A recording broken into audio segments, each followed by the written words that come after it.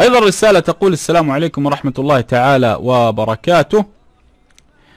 يا شيخ، أنا أزني بشكل يومي وأريد أن أتوب كل مرة أصلي فيها لا أشعر بالخشوع، وأحاول أن أبتعد عن المعاصي ولكن لا محال.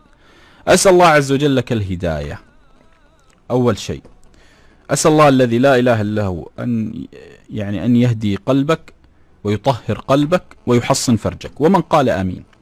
لكن اعلم أن رحى الزمان تدور، وأن الأيام هي عبارة عن سلعة يضعها الله بين يديك، إما أن تغنم وإما أن تخسر، وأنه مهما طال عمرك لا بد من الموت، وأن فتنة النساء فتنة لا ينجيك منها إلا الله سبحانه وتعالى، ومن غرق بأوحالها يكاد أن يموت عطشا.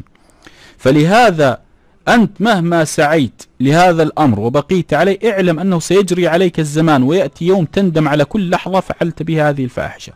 لهذا نصيحة: استقم كما أمرت، واعلم الله عز وجل يقول: إنه كان فاحشة وساء سبيلا. يعني استحالة أن تجد فيه النجاح أو التوفيق، بل ربما تصبح إذا فكرت بالزواج أن تصبح عندك شك في كل أمر والعياذ بالله، حتى إذا رزقك الله بنات من شدة الخوف على بناتك تصل لمرحلة الشك، لأن تاريخك أنت يكون أسودا. لهذا استقم وارفع الشعار التوبة مع الله، واعلم أن الله يتوب سبحانه وتعالى عنك ولا شيء.